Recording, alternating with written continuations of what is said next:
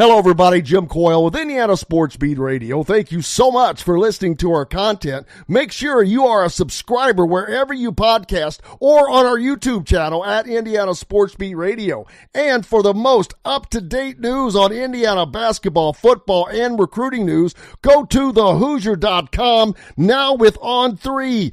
Just go to thehoosier.com and subscribe today.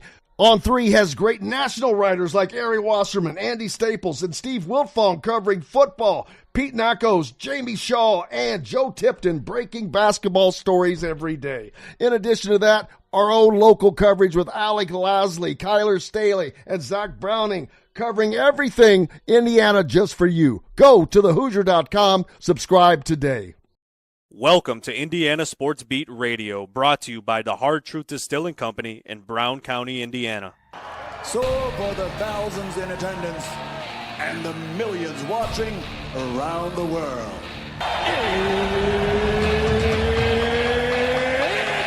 Time! Three on the way. Oh! It went in!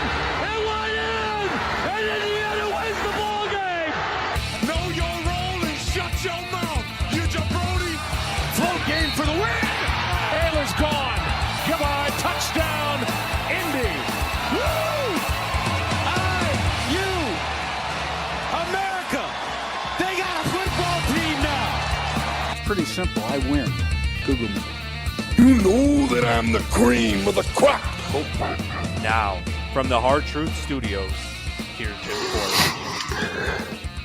Hello, sports fans. How are you? Welcome into another edition of Indiana Sports Beat Radio here on this Friday. So glad to have you along, no matter where and how you're listening, whether it's on one of our great affiliates like 97.7 ESPN, The Ref, always the right call down in Evansville, or 12:30 a.m., 104.7 FM, WJLB, the voice of the region, and on 1380 The Fan, Fort Wayne Sports Station. Keep it locked right where you got it. No reason to go anywhere else all day long. If you're following along on YouTube, make sure you've got your subscription locked in and the notifications toggle so you don't miss a thing. Give me a follow on Twitter. What else can I think of? Appreciate you guys. Another packed show today. Man, Todd Leary, of course, will join us as always. Zach Osterman, fresh off of winning the United States Basketball Writers Association's Beat Writer of the Year award. So congratulations to Zach, and look forward to congratulating him for that as well. Alec Lasley from thehoosier.com On3, and Joe Tipton from On3, maybe the most connected guy in all of college recruiting. So looking forward to that, getting you caught up on things that are happening in college basketball, and a lot. It doesn't stop. A lot going on that I noticed. Tommy Lloyd from Arizona, he's getting a little raise. Not a little raise, that's a kidding. He's getting a 5-year extension and a raise as well, so good for him. And actually, his base salary is $4.1 million. So his pay gets bumped to 4.4. It's not, it's not like he's making this big time money. He will also receive a $2 million retention bonus if he remains with the program and is in good standing. That's 3 years from now. So, that's something I think that they should do a lot more of. Retention bonuses if you're there 4 years from now. Things like that.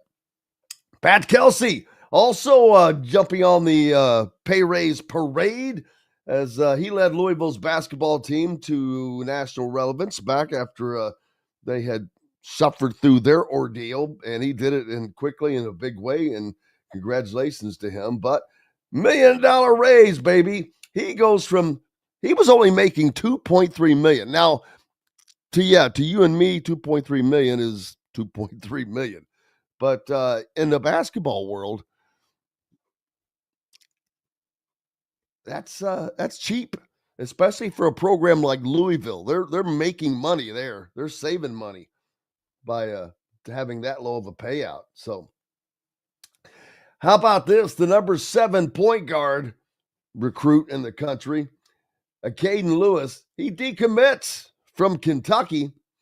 He's a top 25 boys basketball recruit, decommitted from Kentucky. He was the number 7 ranked point guard in ESPN's 2025. I'll have to check to see where he is in on 25s. He'll always be grateful to Coach Pope, yada, yada.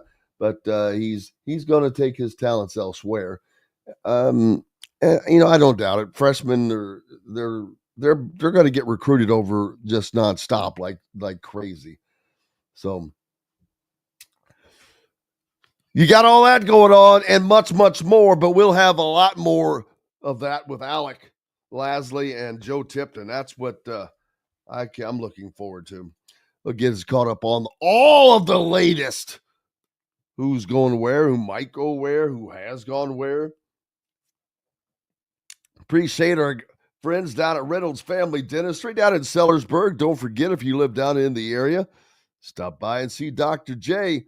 He takes care of us and takes care of me, and he'll take care of you.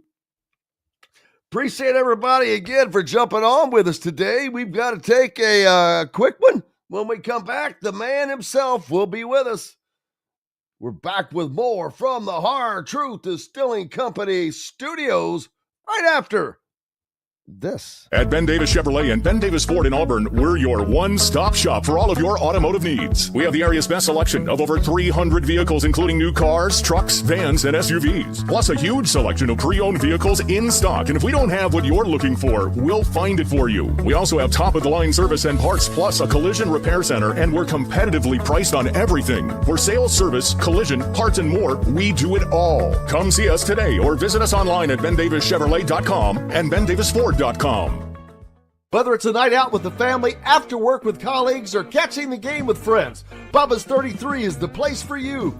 Bubba's 33 offers a mouthwatering menu of selections that are all made from scratch every day. The portions are big, but the prices are small. And with over 50 big screen TVs, you'll never miss the big game. Bubba's 33, pizza, burgers, beer. If you're looking for a new home in the Indianapolis area, you need Cheryl Sizemore from Brick and Ivy Realty. Cheryl Sizemore has over 2 decades of experience, and that could be the difference in getting the home you want in today's tough housing market. Reach out to Cheryl at CherylSizemoreSells@gmail.com or 317-701-0838. That's 317-701-0838. Let Cheryl Sizemore sell or find your new home today. Located on 325 acres in beautiful Brown County, Indiana, Hard Truth Distilling Company is the biggest and the best craft distillery around. While Hard Truth is already known for producing internationally awarded whiskeys and spirits like Hard Truth's sour mash bourbons, sweet mash, and hard road ryes, as well as their cinnamon vodka and the always popular toasted coconut rum. Hard Truth Distillery offers so much more.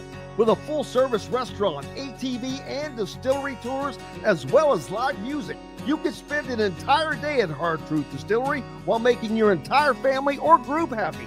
And that's the Hard Truth. Hard Truth products are available across Indiana, as well as many other states. So no matter where you shop, if they don't carry your favorite Hard Truth product, tell them you want the truth, the Hard Truth. Hard Truth Distilling Company encourages you to enjoy all of their products responsibly and to never drink and drive. Welcome back to the Hard Truth Distilling Company studios. And let me tell you, there's nothing hard about where Todd Leary is. As I see the palm trees, what a beautiful view. It's like the Masters with palm trees. It is. I literally walked out of my room this morning, and this is where I am, 20 feet from my room. So this is my view in the morning right now. You see mine, baby. Same old view every day. Congratulations. I'm happy for you. Yeah. The hard truth's going to be going home on Sunday. That's going to be the hard truth. Oh, man. What part of the state do you find yourself? I am in Palmetto, Florida, just about 35 minutes away from the Ugly Grouper, which I will be at later today. No kidding. Well, stop by and say hi to Thad. Ask for Thad. I will do that. And tell him we appreciate him. All right. Lots going on, man, in the college basketball world. Some scheduling. Indiana now going to take on Louisville in a non-conference game December 6th. They're already playing Kentucky and Marquette. So the non-con schedule looking a bit like it used to look, kind of, which not neither here nor there, but those were some fun days, man. You play some rival teams, and Indiana had gotten away from that, but that comes crashing back this year, and boy, the Hoosiers better be ready for it. Yeah, they better. And you know what though? That's the way to do it. I mean, come in, throw your feet right in the fire with Coach DeVries right now. Like, he's going to put them in a situation where they're going to get tested early, and that's a good thing. Like, I think that shows his confidence in his ability to put a roster together and have guys somewhat clicking, early in the season. But it's funny, like, we just automatically assume Louisville's going to be really good again next year because they had such a great year, and they really did. But I mean, everybody's really putting together a new roster.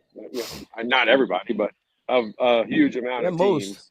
Yeah, and Louisville will be one of them, putting together, mostly new roster. So it'll be interesting to see, but it's great. Like, it's a way better test. We'll know early on, where this team's going to stand nationally. It doesn't mean they won't improve and all that throughout the year, but we'll know pretty early on where they stand early in the non-conference next year. Yeah, and it's going to be fun to see those games spread out. Like I said, Kentucky and Lexington, you're playing Louisville and Gainbridge. And I don't know, I haven't seen the details on that. If that one will just – I wonder if that'll rotate between Gainbridge and Louisville back and forth. But Louisville's arena would be their home arena. So right. That would be I'm like, okay, how would that one work? But we'll see. I don't know what the details on that one are. But the Kentucky game, man, that's one that you're always looking forward to, no matter what. I don't care who's on the team. It's just that game it's just one of the best games in all of college basketball, man. It sucks that we've been without it for so long, but it's coming back.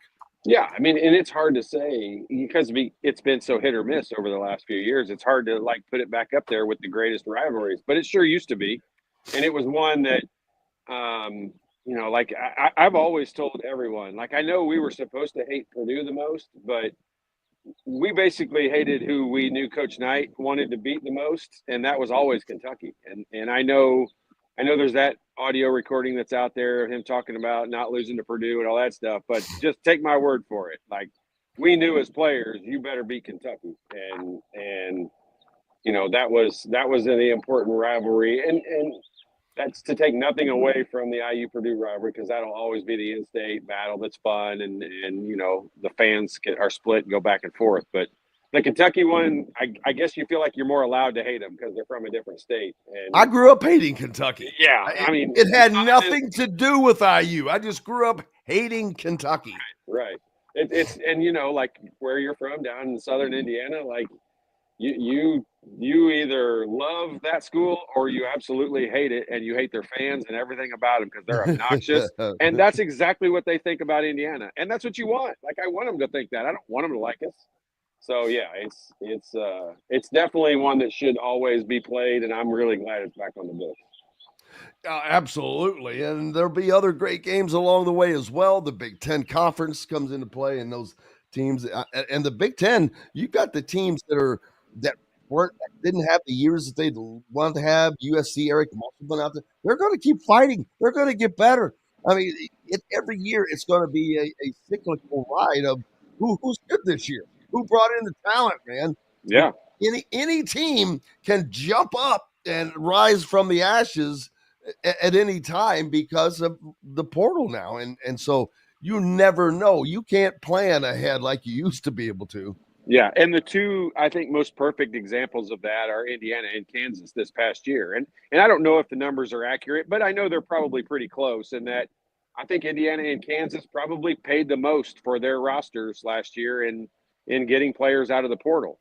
And I think we can all agree it really didn't work out all that well. So it's not just a matter of getting the talent to come there. It's a matter of getting that talent to play well together and getting them organized. And, I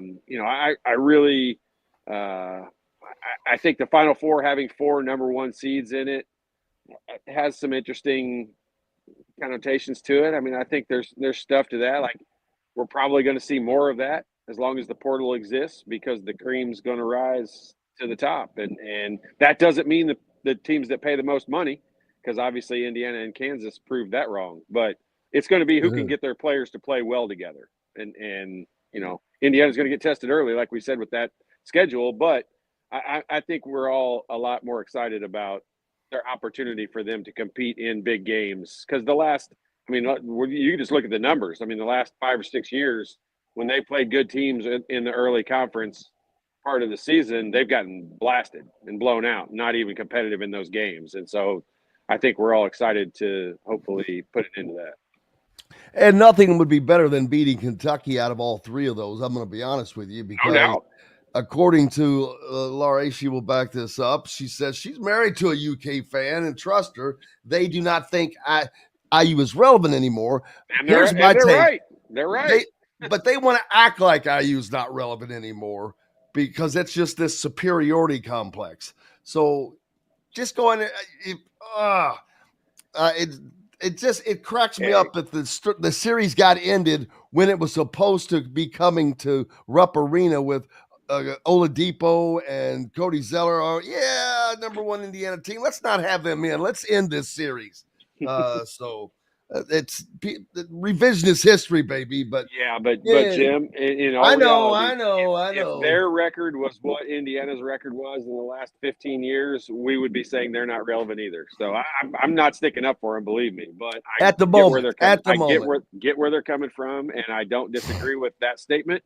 But I think every team in the Big Ten, I think Kentucky's of the world, I think they would all tell you they're afraid to wake the sleeping giant, because Indiana has the resources, and that puts them in a different category than a lot of schools. And as soon as this gets lifted off of us and we're no longer, just the way that they played the last 10 years, then I think everybody's not going to love it as much as they act like they're going to like it. The Final Four was fun to watch. I'm still surprised that Houston was able to let that game slip away, because they spent the first half of that game just punching Texas or Florida in the face. It was just like a little punching them in the face all night, punching them in the face. And I'm like, boy, Florida is just, but they weren't, but they couldn't put them away. They couldn't really get separation, even though they were controlling it physically and all that. And boy, halftime adjustments, and Florida got their stuff together, and she was on the other foot in the second half. Well, Jim, it was almost exactly the way it played out was almost exactly the opposite of what happened to them in the Duke game.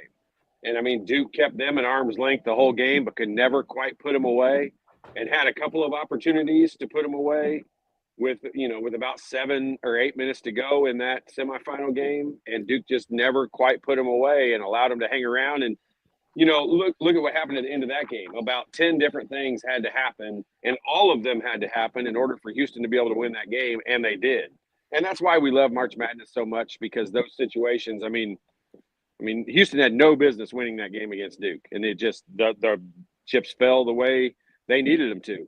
And it just went the opposite that way in the finals. And Florida, when it was 42-30, I said to myself, I'm like, it's going to be very difficult to come back against a Houston team the way they play down 12 in the second half. And, they put on a little run and went on, a 12-3 run, and all of a sudden they're right back in it. And, Houston just never – they had a couple of opportunities to put it away, and they never did it. And when you let teams hang around, anything can happen, and anything did happen to them in that game. And it was just the reverse of what happened in the other game. They had no business winning the game against Duke, and Florida had no business winning the game against Houston. But both of those outcomes happened, and that's what makes March Madness so great. It certainly is, and looking forward to more of it. And we've got lots more coming up here with the man, Todd Leary from myjumpshot.com. Don't forget, if you have kids, no kids, doesn't matter if you're a kid. But look, if someone looking to improve their basketball fundamentals, go to myjumpshot.com. Maybe even if you live in Florida. That would be a good one to go take care of. But reach out to myjumpshot.com. We've got plenty more coming up here from the Hard Truth Distilling Company studios. We're back with it right after this. Located on 325 acres in beautiful Brown County, Indiana, Hard Truth Distilling Company is the biggest and the best craft distillery around. While Hard Truth is already known for producing internationally awarded whiskeys and spirits like Hard Truth's sour mash bourbons, sweet mash, and hard road ryes, as well as their cinnamon vodka and the always popular toasted coconut rum. Hard Truth Distillery offers so much more. With a full-service restaurant, ATV, and distillery tours, as well as live music, you can spend an entire day at Hard Truth Distillery while making your entire family or group happy. And that's the Hard Truth. Hard Truth products are available across Indiana, as well as many other states. So no matter where you shop, if they don't carry your favorite Hard Truth product, tell them you want the truth, the Hard Truth. Hard Truth Distilling Company encourages you to enjoy all of their products responsibly and to never drink and drive. Ugly Grouper, located on beautiful Anna Maria in Florida, is the place to be, and not just because they have unforgettable meals, including locally sourced seafood. The Ugly Grouper has your favorite craft beers and cocktails, along with live music every day. The Ugly Grouper is family-friendly, able to host private parties, and has the biggest grouper you've ever seen. The Ugly Grouper is the place to be on Anna Maria in Florida. Tell them Indiana Sports Beat sent you. Go to theuglygrouper.com for more information. When it comes to apparel and promotions, Freethink has you covered, literally, whether it's 24 or 200 shirts for sports leagues, businesses, or groups. Freethink Apparel and Promotions can also create your very own merchandising store. Freethink Apparel and Promotions did it for Indiana Sports Beat Radio, and they can do it for you. Whether it's screen printing, embroidery, digital printing, promotional products, vehicle wraps, or anything else under the promotional line. See what Freethink Apparel and Promotions can do for you at freethinkapparel.com. At Ben Davis Chevrolet and Ben Davis Ford in Auburn, we're your one-stop shop for all of your automotive needs. We have the area's best selection of over 300 vehicles, including new cars, trucks, vans, and SUVs. Plus a huge selection of pre-owned vehicles in stock. And if we don't have what you're looking for, we'll find it for you. We also have top-of-the-line service and parts, plus a collision repair center, and we're competitively priced on everything. For sales, service, collision, parts, and more, we do it all. Come see us today or visit us online at bendavischevrolet.com and bendavisford.com. Welcome back to the Hard Truth Distilling Company studios on this Friday, baby. It's Friday. Todd Leary on assignment. Yeah, this is a little better than my car I'm usually driving when I do the show. So I hope I get to default to this one more often. Yeah, that would be nice. I hope you do too, just for the sanity of it all. Yeah. How long are you down there? I will leave on Sunday. I'll be home Sunday night. Man, mm-hmm. I hope you've been there all week at least. I have Sunday to Sunday. Well, that's a good deal, man. Good deal. Yep. Did you play any golf? Oh yeah, I played a couple times with my son. Playing again today and tomorrow. So. Oh wow, so big family outing. Yeah. Well, my son lives down here. Max, my oldest son, lives down here. Oh, that boy. Bonus. Yep. Bonus. Big time. It's kind of like at a golf course and everything. Oh, that's kind of like payback, right? A little bit. Getting some payback now finally after all those years of toiling goes into that. Well, that's awesome. Yeah. What's the weather like? It looks beautiful. Yeah, I almost saw a cloud. I thought a second ago, but nope, it wasn't. I think it was just a plane going by. But yeah, it's been the high 70s, sunny it rained on the first day we were here. Otherwise, it's been 75 to 80 and sunny with very little clouds the whole time. Pretty nice.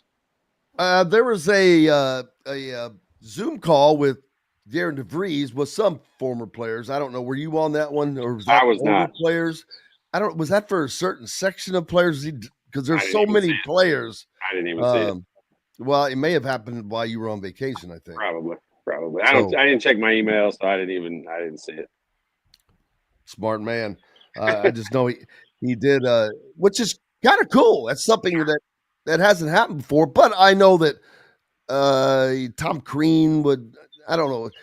Did he have guys in? But I know he had a pretty good relationship. He tried to, it seems, to bridge that gap with the other players, or did he not?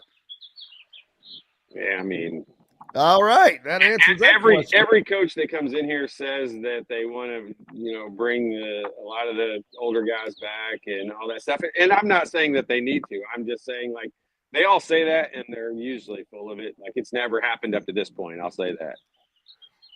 So this Zoom call, do you see that as something different?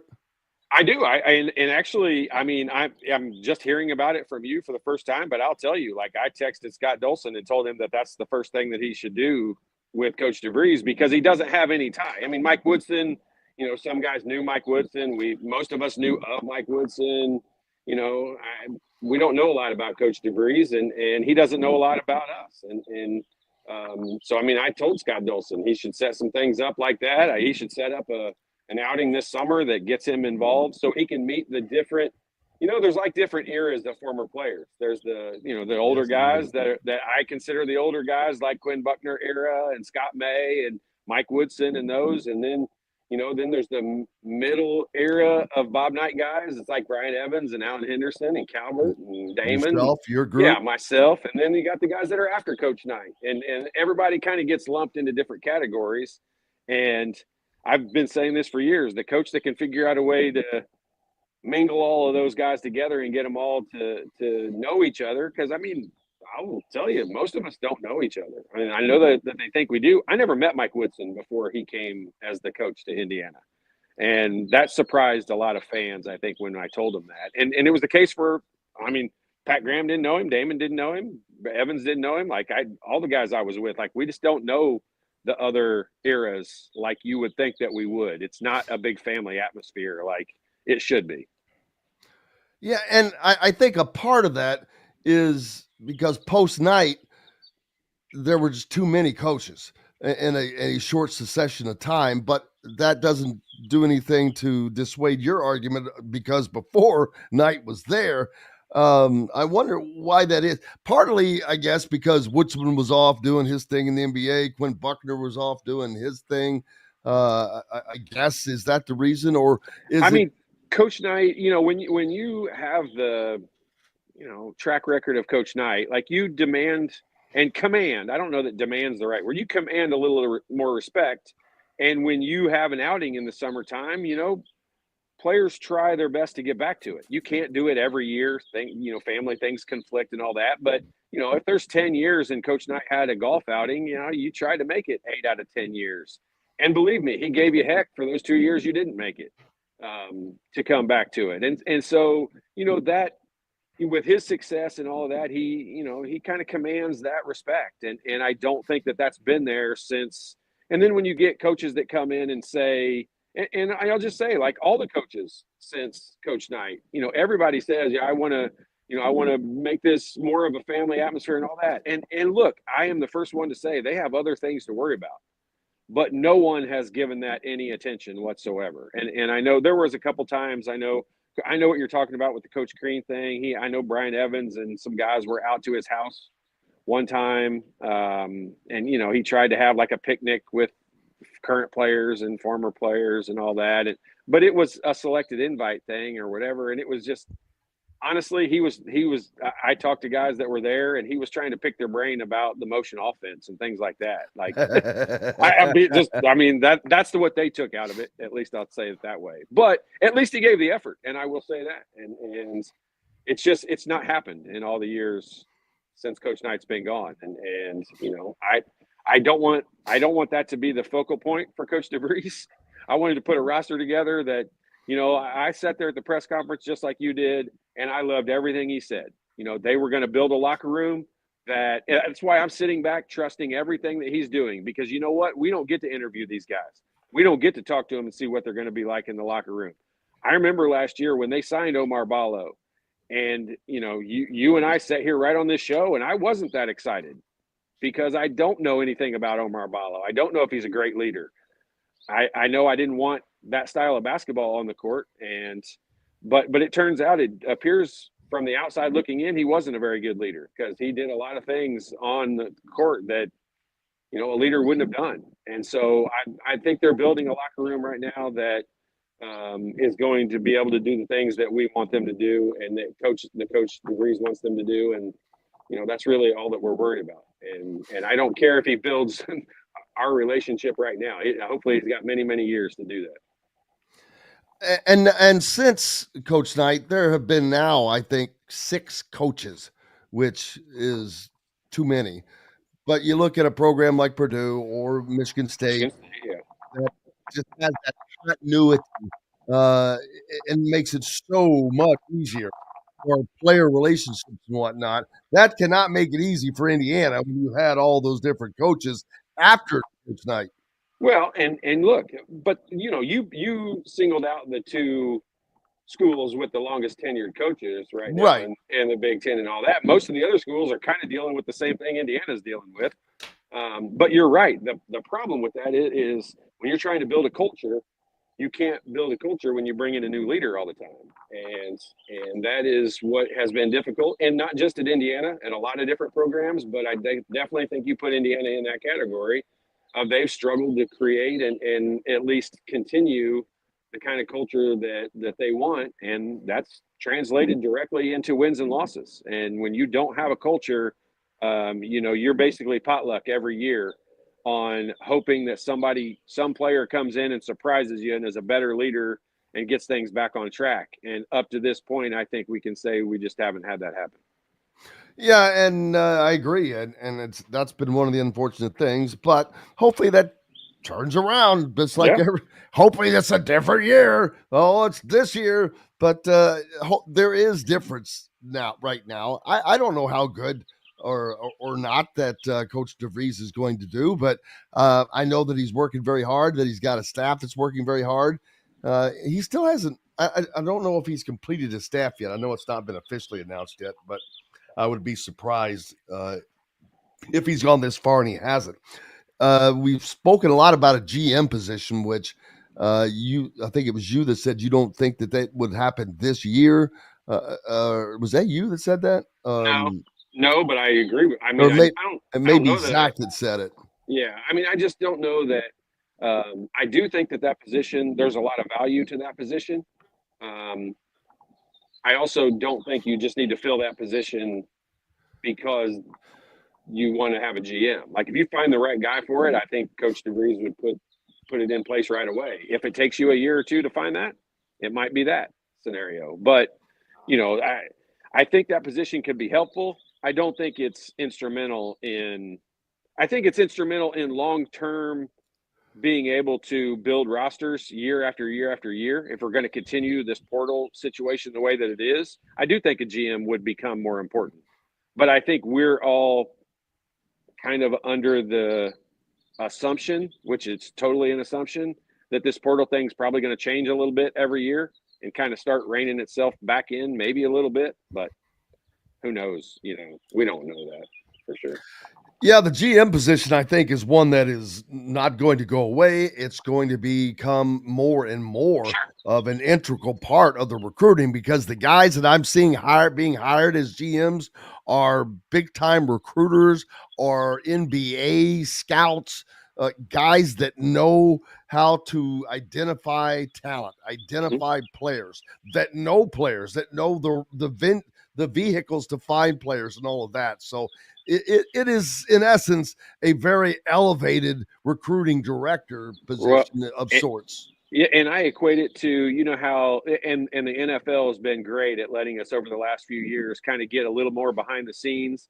And you know how you get to draft night for the NFL and then you see the boards and they've got, at defensive end, they've got 9 players listed. They've got all these on there. And so if this guy's available, that's the guy we're going to take. And they basically got a whiteboard of players that you would love to assemble the perfect roster from. And I think a GM would be more of doing something like that all throughout the season, maybe assembling a roster, rosters of guys, guards or point guards or shooting guards or centers or, whatever you're trying to build as the roster, how you want your roster to look. You're able to identify guys that are out there that are going to have years of eligibility left, especially at mid-majors and, Division II and NAIA schools.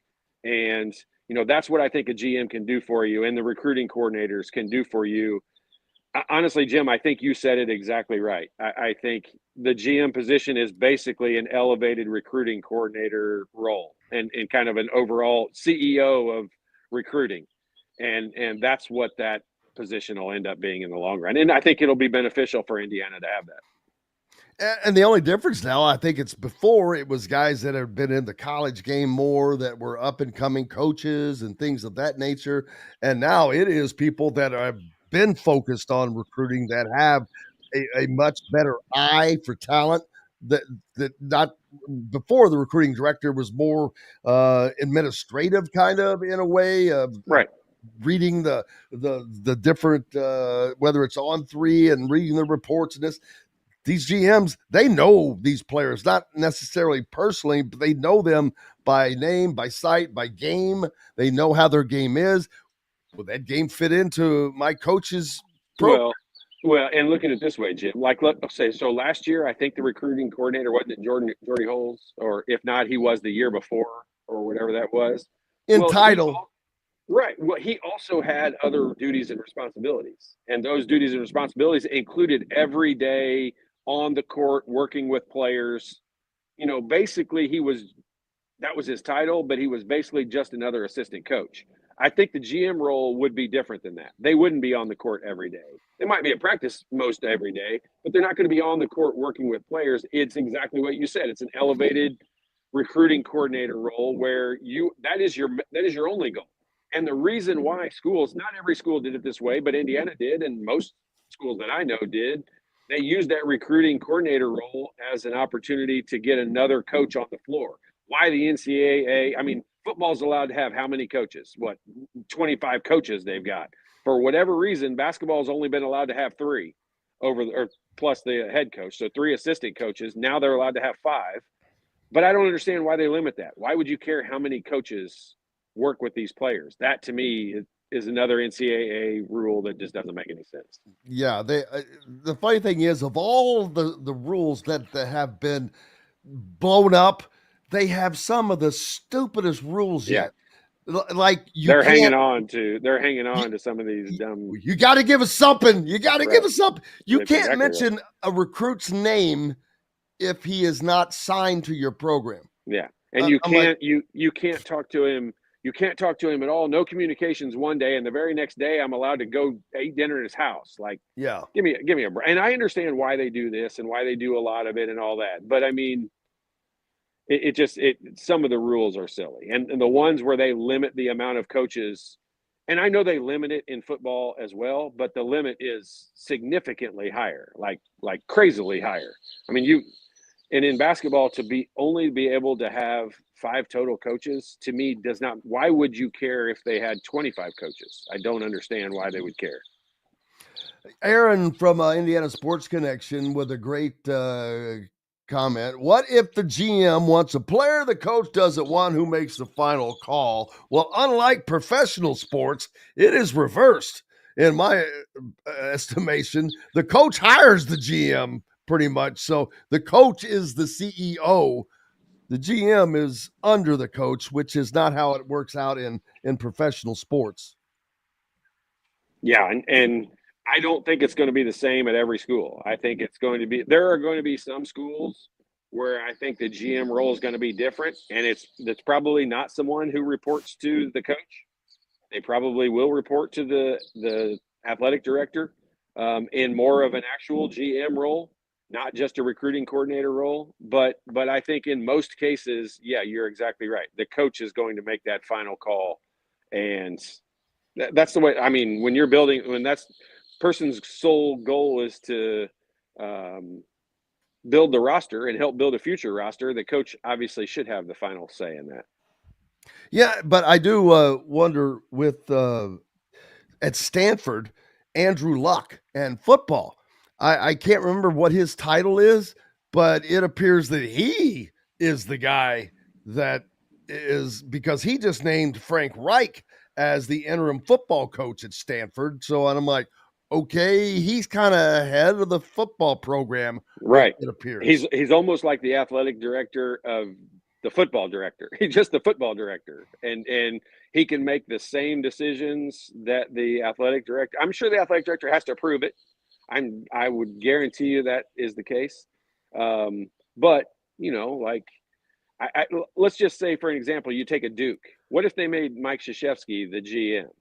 I mean, at his age, they're not going to do that. I get it. But, I mean, you get what I mean. A guy who's been – Jay Wright. Someone makes Jay Wright a GM.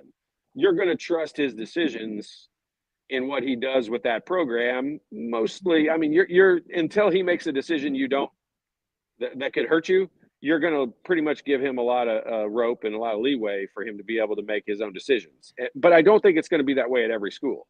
And I don't think every school is going to use that GM position the same way. And some of them will give that total power to a GM, and some of them, that GM will be exactly the way you described them, as just an elevated recruiting coordinator. And another reason why it has to be that way in college athletics, especially, is because these rosters, it's not like in the pros. You know who your roster is, unless someone is to get traded. But you know that you have them contracted for 3 or 4 years or whatever the case. College athletics, nope. You got them this year right now, and not necessarily then, because they may decide that, you know what, I want to reserve my eligibility. I'm going to shut it down. They can do that. Sure. Where in pro, you can't do that without there being ramifications. So I think that that just brings up something to mind, that if you are someone who determines, you know what, I've decided I'm going to maintain my eligibility, but then that's probably not someone who has a big NIL agreement. But if they did, that should end that right there and then. And that's been, I think that's what a lot of athletic directors and coaches have a problem with right now, with the way that things are being done, because the players literally have all of the leverage for the most. I mean, not They've even gone from having none to having all of it. All of it. And every player, you know, like look in the NFL or look at pro sports. Whenever a player is in a contract year and they're going to become an unrestricted free agent at the end of the year, like, they hold more cards than a guy who's in year one of a 7-year deal. And that's what every player in college basketball is right now. Every single year, you're an unrestricted free agent. And that's why I have said, and I think pro athletes would tell you the same thing. If you have the ability to test the market and see what your worth is, it probably makes sense for you to do that. Until you get to the point where you got enough money, it doesn't matter. And you know, I don't think college players are going to be in that category. They will when they get to their pro sport, but at this level, you know, these athletes, I think it's well within the right, and I don't blame any of them. If I had a son, I would tell him to do the same thing. Test the market every year and see what you're worth. Maybe there's a better situation for you out there. And it's not just the money, but the money is a huge factor in it. It's life-changing money. It's not tens of thousands of dollars. It's hundreds of thousands of dollars.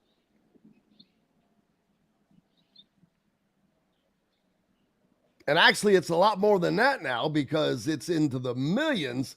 And it brings up a question from William. Will IU pay $4 million for a player? Well, I don't know that they will today, but probably eventually, depending on where the money goes. Because if you look at NIL just over the last 2 years, it seems to have doubled year over year, and then doubled again and then some from last season to this season.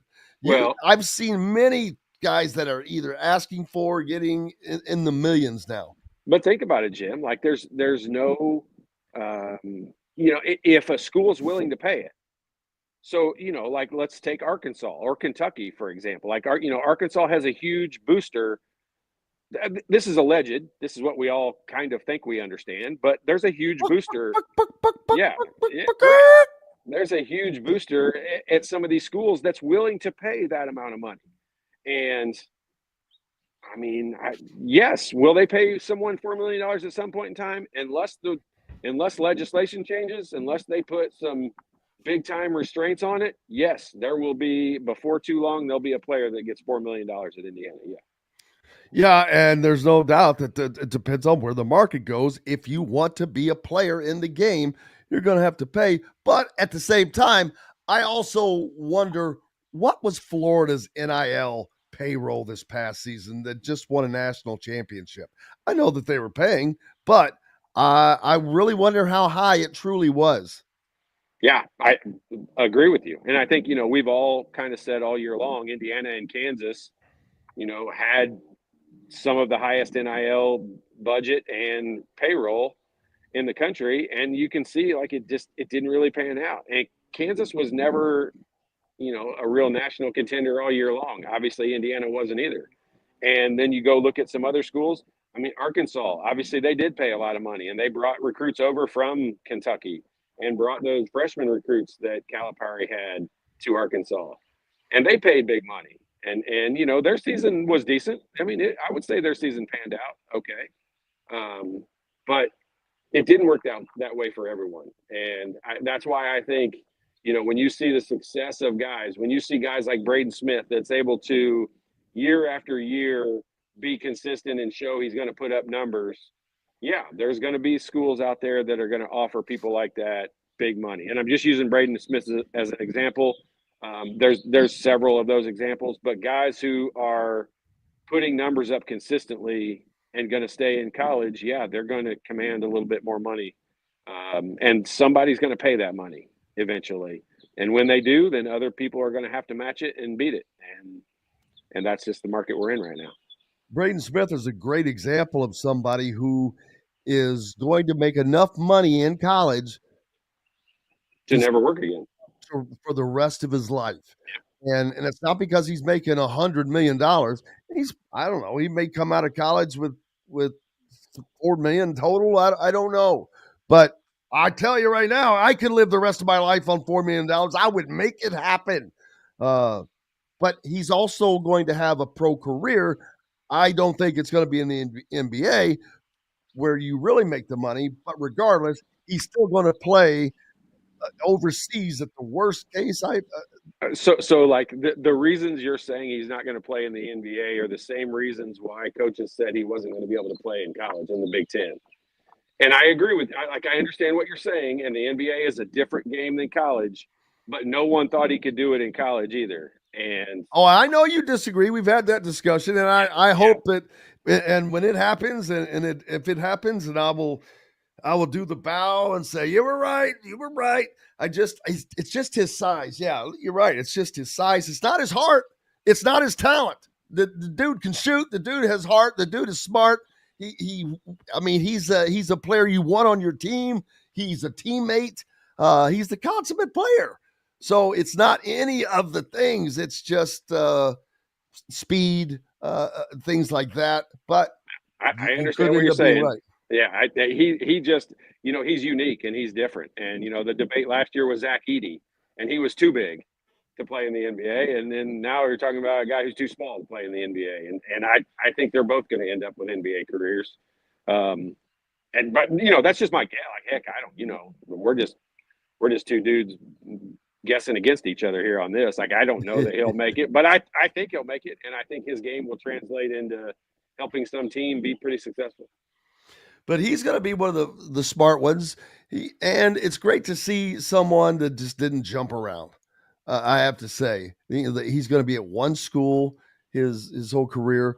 But now, once this core of Purdue players gets out, Fletcher Loyer, Braden Smith, Trey Kaufman-Renn, that's what I call their core. Those guys have been together. They will have played together all through their careers. They're unique in college basketball because you probably can't find that at one school at very many other places, if any. But will you find it again, though? I don't know that you'll ever find it again.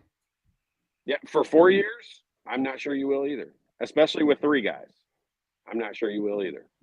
What becomes of Purdue once that happens? Because things are not just going to change 180 degrees. Look, I understand that, but he's going to have to start hitting the portal. It's already begun. There are some cracks. Miles Colvin, Cam Heide, they're going. But like I don't think you want to test Matt Painter in trying to adapt to a scenario. Like, he'll adapt. He'll be fine. He'll find. It's not like he isn't capable of going in the portal. It's not like it's just not been their model so far. But he has adapted his model a little bit and changed it, varied it a little bit. I think they have, they've got the culture. That's the one good thing with them. And it will be different for them whenever you lose an entire class like that. I mean, like back in my day when we lost Calvert and Greg Graham and Matt Nover and Chris Reynolds all in 1 year, like that's a big core to lose. I mean, you lose the all-time leading scorer in the Big Ten out of a class like that. And then, the next year with Damon and Pat Graham leaving in the same year, like you lose a culture, you lose guys that are part of a culture. And hopefully when you have that culture, you've created it for the younger guys. Like I always tell you on this show, like Jamal Meeks was always, I thought, instrumental in our locker room in helping the younger guys understand the culture. And, he might not have been the best player on the team of the older guys, but I think he was one of the best leaders, and he did a really good job of helping the younger guys understand the culture. And I think you're in better shape when you have that in your locker room. And I think that's what Purdue has. I don't think that'll change. I think they'll have people that will always continue their culture. Might be doing it with some newer players. And look, hey, Jim, they've been in the portal. Like they've had a very instrumental player out of the portal, 2 of the last 3 years that's been in their starting lineup. So it's not brand new to them. It's just they've not had to bring in 4 or 5 or 6 of those guys every year. They brought in 1. And maybe they'll have to bring in 2 or 3. We'll see. But I wouldn't test Matt Painter and think he's going to fail that test, because he'll adjust however he needs to adjust. Tom Izzo certainly has done it. No doubt. Amazingly so, because he's older, which makes it harder. Brother, enjoy the rest of the sunny days in front of you. I hope I will. Enjoy, I guess, driving home. That'll stink, but yeah, that's never fun. But yeah, it'll be good. It'll be good. I'm going to enjoy my last couple of days golfing. I'll be thinking about you. It's actually not terrible at home. I looked at the weather. It's not terrible. It's not. Yeah, it's all right. It's all right. I played 5.5 holes yesterday. Rained. So I'll put on some extra sunscreen for you today. Thank you very much. Yep. Be safe. Enjoy it, brother. We appreciate you immensely. Yep. Same to you. As always. Enjoyed it. Make sure you go to myjumpshot.com. Again, looking for, if you have kids, no kids that are looking to improve their basketball fundamentals. The great Todd Leary. More coming up on the backside. We'll hit it. Thanks for being with us.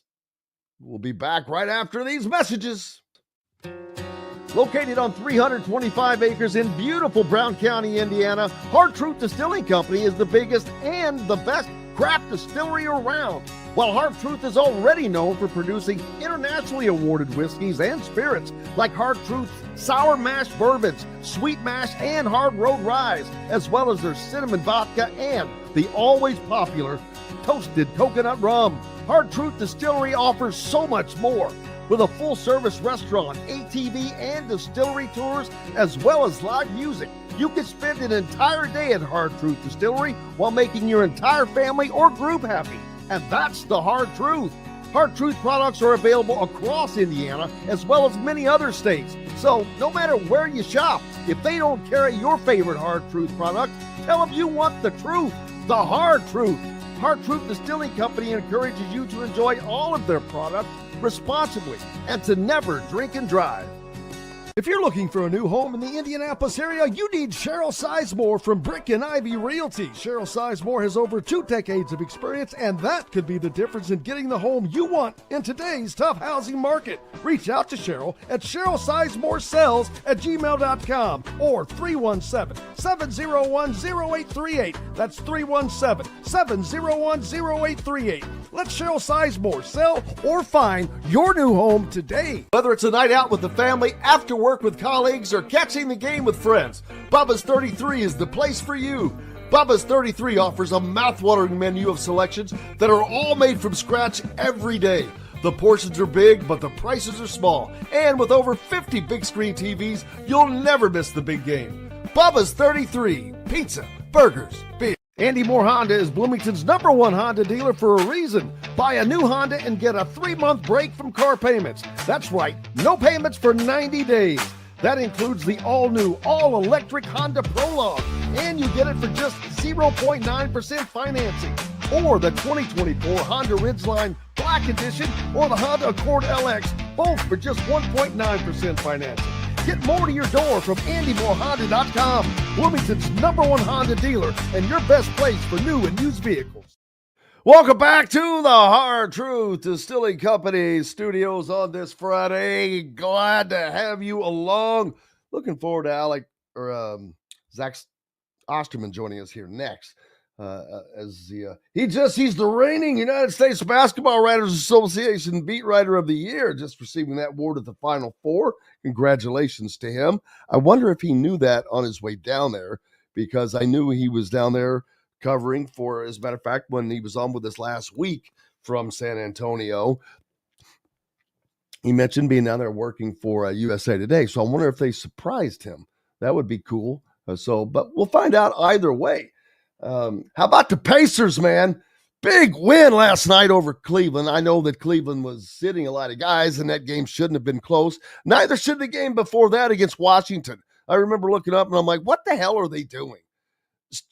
Screwing around with this Washington team that they shouldn't even be in the same universe with, that they should be kicking the crap out of. So it's weird. I don't know what it is. Indianapolis has done this Indy has done this all year when they play. It's like they play down to a team's level for whatever reason. So they won ugly, but they're winning games. They've won 49 games now, so they can win 50 games. I think they end the season though at Cleveland, but Cleveland will be resting those guys again, so they'll have to come around and put the extra effort in, for a little something. But Zach Osterman joining us here shortly. Looking forward to that as the Indiana Hoosiers football team is practicing going on. That is about to conclude next Thursday with the spring game. We'll be out there, of course. Coach Shannon Griffith will be with me, and then they'll do a post-game wrap-up of how things went and what we saw. And all the goods and all of that. Later on, we'll be joined by Joe Tipton and Alec Lasley. So greatly looking forward to that. We'll get you caught up on all things that are going on in the recruiting world. Who's catching up? Who's on the docket? Who are some of the guys that are bouncing around? I know that from what I've seen, the conversation that was held between Darren Vries and some of the players on that Zoom call, he must have told them that they would expect to land a bunch of players in a bunch, like 4, 5, 6 players hit at once. And that makes sense because you're talking to all these different guys right now, and none of them are going to make a decision on the spot. And most of them have other visits to go to. Some they'll cancel, some they won't. But it's going to take a second to get the decisions in. So I would say just relax and just wait for that to play out. No big deal. Let's see. Zach is having an issue with the internet. He may not be able to get on with us today. So if not, we'll have to congratulate him next week on his great honor. But Indiana is just forging ahead with trying to land the players that they need to land. Partly the reason it's been slow going, as I just mentioned, you've got to go through a lot of guys, talk to a lot of guys. And when I was talking with Todd, that's the number of players that you have to sift through if you don't already have guys in your head that you want to revisit, like Connor Enright, who had a previous relationship, and of course Tucker DeVries. So and guys like that makes it easy. But it's finding different guys that you're not familiar with. There are guys that are still going into the portal. I saw guys yesterday that were going in. So again, it's a slow process. So it's not that big a deal as far as getting this done in the snap of a finger. You don't want it done that quickly because that tends to you thinking, oh, were there any mistakes? If we had waited, could we have gotten that? So There's a 30-day window that opened on March 24th. It runs through April 22nd. There is no deadline for when a player who has entered the portal has to commit to a new program. But the sooner programs can get players in, the quicker the strength and conditioning staff can put that player on a plan to fit the program. Now, unless you've come from Drake, which some of these guys did, or at least Connor Enright originally did, where I don't remember what his program was like there. It probably wasn't as slow then. So a lot of similarities. I can't imagine that there's a ton of differences other than there would be a big difference between playing for Alabama and playing for Iowa now. The conditioning would be greatly different, and I understand that completely. But it is clear that IU coach Darren DeVries will have to tailor his roster to his liking, which coaches have told a lot of people that will mirror him as a player. 4 players are already leaving the program as a result of the expiration of eligibility for Ballo, Galloway, Hatton, Leal. Those guys are all gone. And then the rest hit the transfer portal. So Indiana with a completely clean slate other than Trent Sisley. Now you've had a couple of commitments and more to follow. Expected to hit early. I'd say next week you will start to see names, bam, bam, multiple names inside of next week. Russell says the Cougar Club, a major fundraising group, plays a crucial role in providing NIL funds for BYU athletes. Many alumni, particularly those within the Silicon Slopes Tech Hub, are also heavily involved. I didn't know that BYU was a Silicon Valley provider. Did not know. I have wondered what in the hell is the sudden surge in basketball in Utah. I mean, I just don't think of Utah as a basketball or football school. I know that they won a national championship back in the 80s, but that was kind of BS. A, they didn't win it. And B, they beat a 5-6 or a 6-5 Michigan team to win it. Yeah.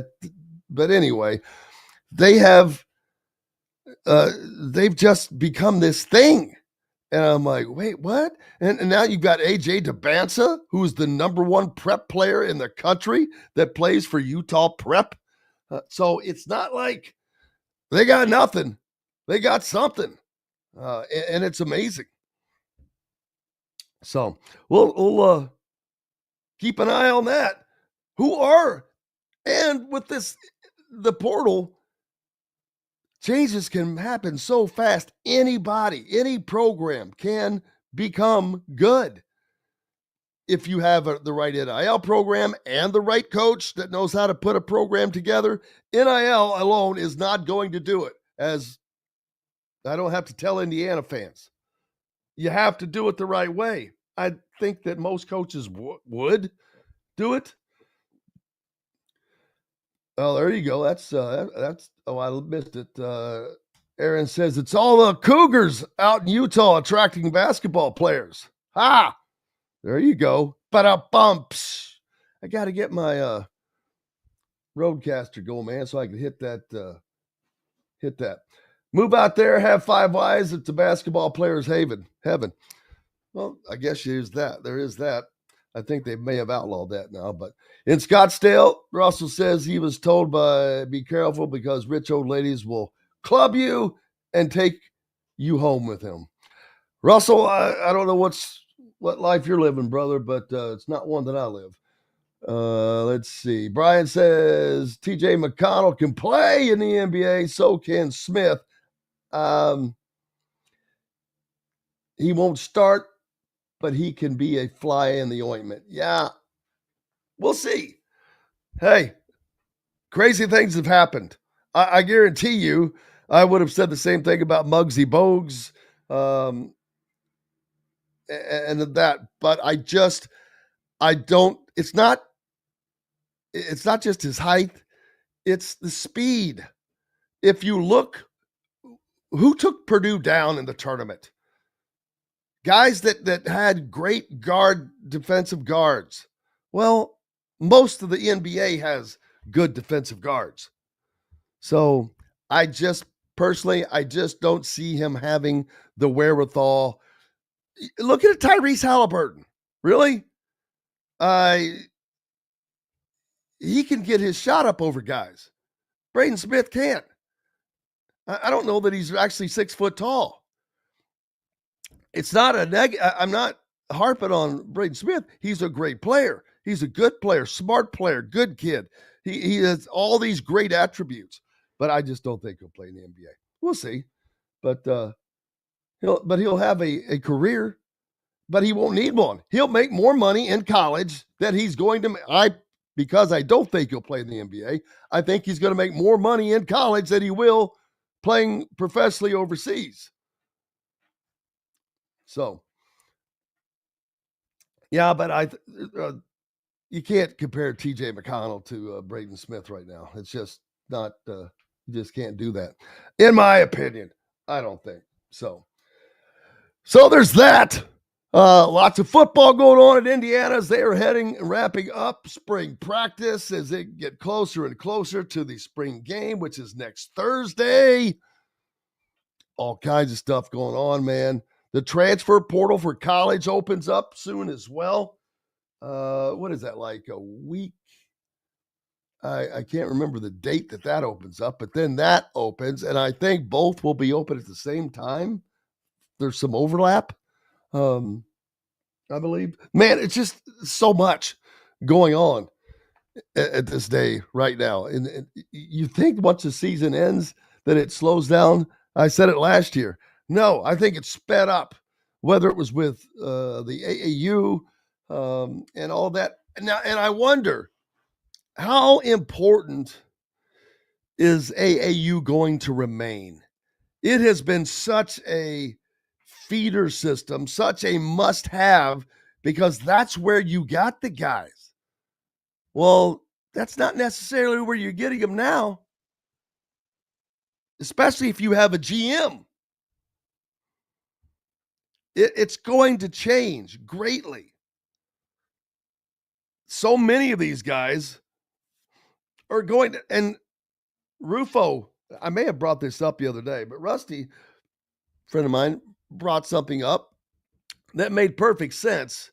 It wouldn't work, but he said, what about if a team wanted to work out a deal with a couple players that they didn't think would be on their roster and say, hey, why don't you go to Evansville and for a year or so, build up, and then we can bring you in next year. But you would give them, I don't know, donate some money for NIL, something to keep them in the fold. And I'm like, well, that sounds great on paper. It's like a feeder system, but there's no guarantees. You unless they, I don't know if they could pre-sign something while at another school. So, boy, you want to talk about really going down a rabbit hole.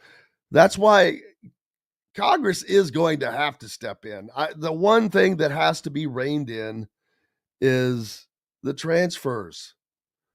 That is just, it's helped and hurt college athletics, but you can't stop certain things. There are just certain rules in the country. Monopoly rules, for one thing. So, William asking again, I thought I answered that, William. Will IU pay $4 million for a player? Not this year. Are you asking me, will they pay $4 million for a player this year? No. Eventually? Sure. If that's where the money goes, and that's where it seems like it's going. Like I said, look at NIL year over year the last couple of years. Think about Nigel Pack. He signed this monumental deal for $800,000, 4 years ago? $400,000 per year. Boy, did that drop some jaws. Man, that ain't nothing now.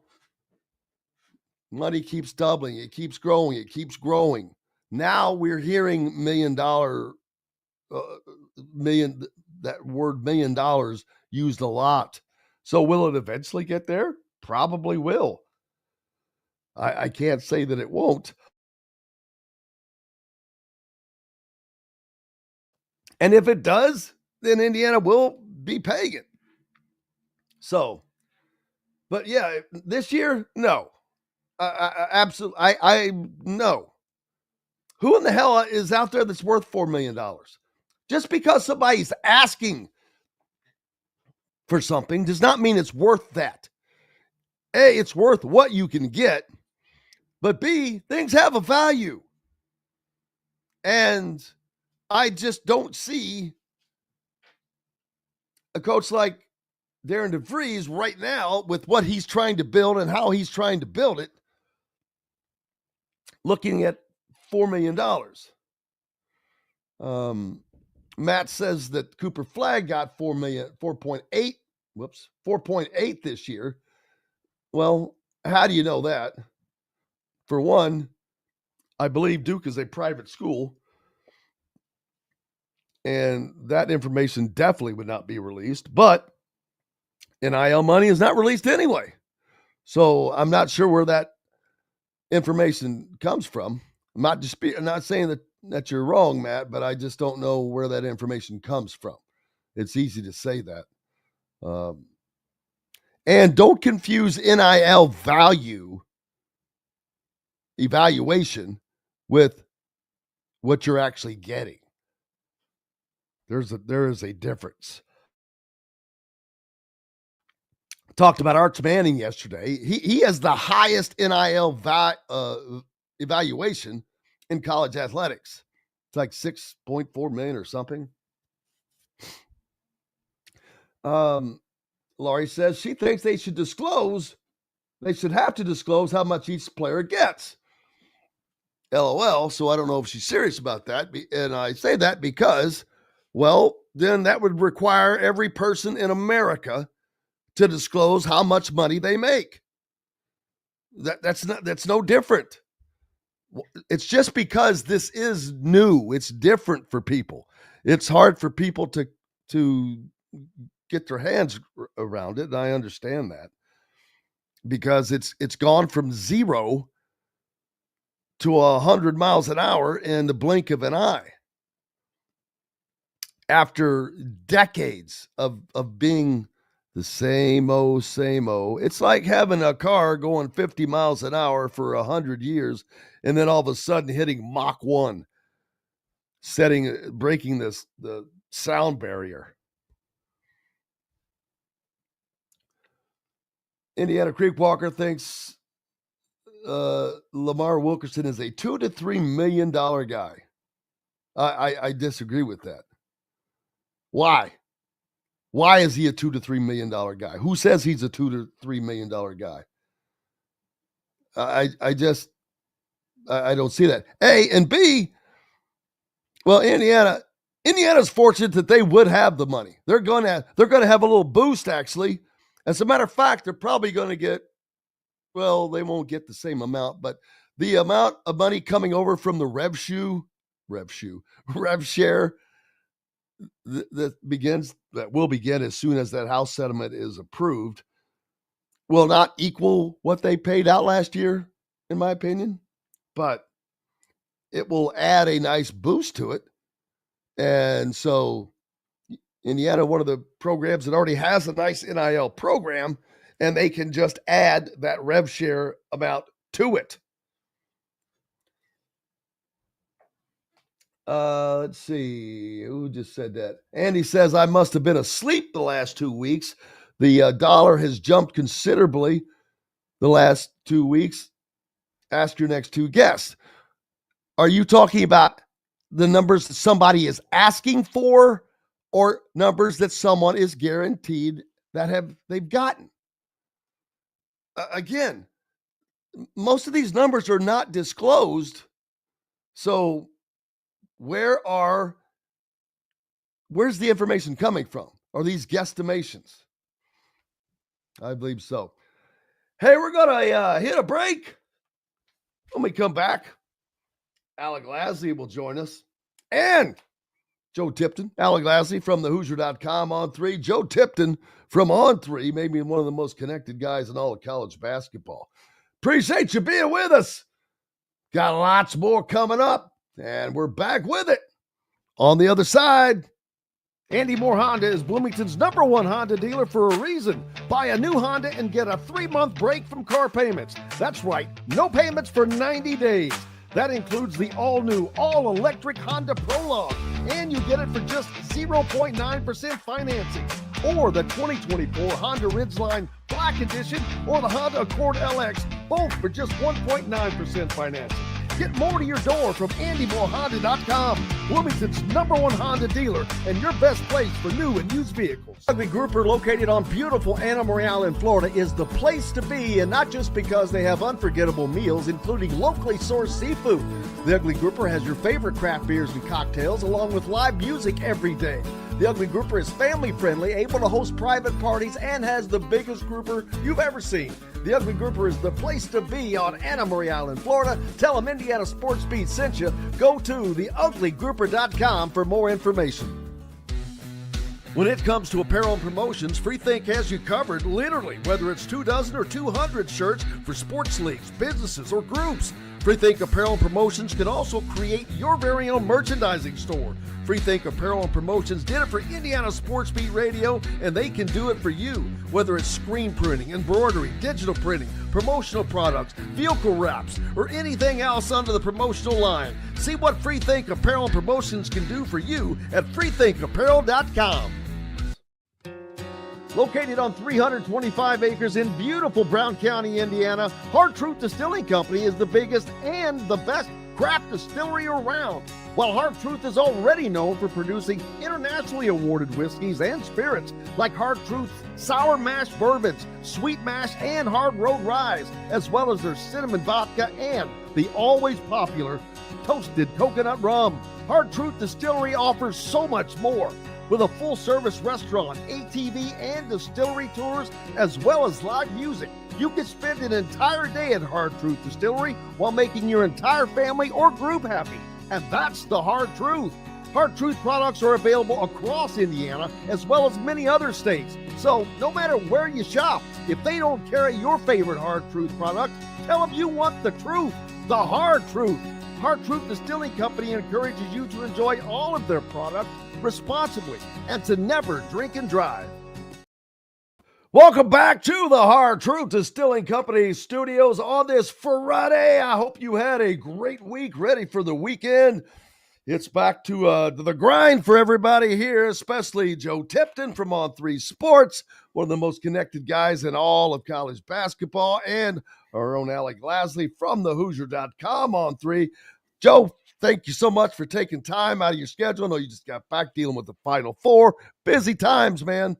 It is definitely busy times, but happy to join you guys. Alec Lasley, great to see you again, sir. Good to see you, Joe. Always good to connect. Definitely. How was your time down in San Antonio? Oh, it was great. Enjoyed it. Didn't go to the championship game, but went to the Final Four games. Went to some USA basketball, the national junior camp, to see some top high school talent as well. And it was a great time. The portal, I wish the portal wouldn't interfere with March Madness. However, we don't have a choice or a say in that. But it's fun, all the roster movement, all the changes. The only thing I care about it where you went is, did you go to Whataburger? No, I did not. I thought about it. I almost did, but I didn't. But I've been before. It's my favorite. It's my one of my life loves, man. One of my life loves. Yeah, the portal. We've talked so much about this because not only does it interfere with the Final Four, it interferes with the NCAA tournament when you've got guys that are in the freaking portal with a current team that they're currently playing on. That's just, there's nothing in sports that compares to that, I can imagine. Oh, I know. And we've even seen, not even just the NCAA tournament, some of these other postseason tournaments like the Crown, the NIT. We even saw some players kind of similar to bowl games, kind of opt out of these tournaments in order to go into the portal. They know they're not coming back to school. They don't want to risk injury. Obviously, these players are, agreeing to really significant financial deals as well. So it's, a lot of it is just a business decision. Absolutely. Alec, a busy week for you too, as you've been tracking Indiana's movements, as quietly moving about. Darren DeVries had a Zoom call with former players in addition to working the portal as Final Four was going on. And as he continues to try to add, one of the things that came out of that meeting with the former players is for fans, or not fans, but to expect players to kind of come in a mini bunch, which makes sense because you're talking to so many different guys right now, lots of visits. They're going on visits elsewhere, not making an instant decision. So it would make sense for there to be a mini group of guys to hit at once. Yeah, no, absolutely. I mean, especially right after the dead period, that's, typically over the next, probably 3 to 5 days is where you're going to see the next uptick of commitments, right? Because you're going to see guys go on maybe 1 or 2 right off the bat and then in their recruitment right there. And that's really the next swing of things. And so for Indiana, right, I mean, the big name is Lamar Wilkerson that everyone obviously has been following over the last kind of 72 hours where things have really I guess kind of spun around in a total 180, then kind of went the other direction and everything like that with a lot of talk about potentially Florida jumping in and then Kentucky obviously picking up a lot of steam there. So, this is a very important weekend for Indiana because any guys that are on campus, you want to get a commitment right when they're on campus. You do not want anyone leaving at this point in the portal. And the good thing is, especially with Lamar Wilkerson, they do have the first visit. So that is extremely important. Whereas, typically in the high school stages, you typically want the last recruitment. When it comes to the transfer portal, you want the first because you do not want anything to, impede you potentially getting that visit. So a very, very important weekend for Indiana if they want to continue to obviously build this roster. And Lamar Wilkerson is 1A and 1B of that roster building at the moment. Joe, had a lot of talk about money because I've mentioned that over the last couple of years, we have just seen that money double just year over year. It's just like growing and growing. It's like, wow. And last year over this year, it's almost like 1.5 times. And I know it's going up. Someone asked earlier, do I think that Indiana is going to pay $4 million for any player this year? And I'm like, no, I don't. But doesn't mean I'm right, number one. Number two, I think that depends on what Darren DeVries is trying to do, the type of players he's trying to look at. So I don't know. But when you start to get demand, that increases your value. And get other teams jump in, Kentucky, Duke, whomever it may be, all of a sudden your ask can go up. No, definitely. The market is bonkers this year. Like I remember one of the first NIL deals that we saw of this era was Nigel Pack public deal when he committed to Miami from Kansas State, and it was a 2-year, $800,000 deal. Now, a 2-year, $800,000 deal is your 8th man or your 9th man, right? Like last year, we saw a couple $2 million deals and just thought this was absurd. Now, $2 million have been thrown out to probably 20 plus players. There's $3 million offers being thrown out. And that's just the way the market has adjusted over time. I don't know. Eventually, something has to give, right? There's no ROI to give a player for 1 year of college basketball, $3 million. However, it is the day and age in which we live, and you have to acquire talent, and that's the cost of acquiring that talent. And one thing with that, I mean, you look at the rosters that are doing that are throwing around the 3 million, upwards of the top echelon of kind of what the dollar signs are. They're typically only needing to really secure, 2 or 3 commitments, right? For an Indiana that needs to fill that entire roster, that's never going to happen because you still need viable players and other options to backfill this roster. So for Indiana fans who are like, well, I thought we always were the top of the NIL and everything like that is true. But you also need to take into account that this is a full roster that needs to be built, and you're not just going to throw around $4 million just to get the top player, because then the rest of your roster isn't going to be competitive with what obviously what's out there for the remainder of the transfer portal. And we Indiana fans saw last year what happens when you just go and buy players, quote unquote, and not buy the right players. You have to get the right players that fit a system that works. And that is something that I think Darren DeVries can put into place because he actually has a system. But he knows the type of players that he needs to run that system. And those are the guys that he's going to get. Now, it's just harder to get them now, Joe. That's the thing, because there's a lot of other people that may want that guy as well. Oh, yeah, 100%. And I think people ask me all the time, like, do you think that these players are making decisions based solely off of, the NIL number? And I don't think that's the case. But, I mean, I've talked to many players this cycle, many players' representation. And if you're not in the ballpark within what other schools are being offering the player, then there's just no chance that you'll end up there. It's obviously you want to play for players are always attracted to the big brands of college basketball, which helps Indiana in this case, obviously.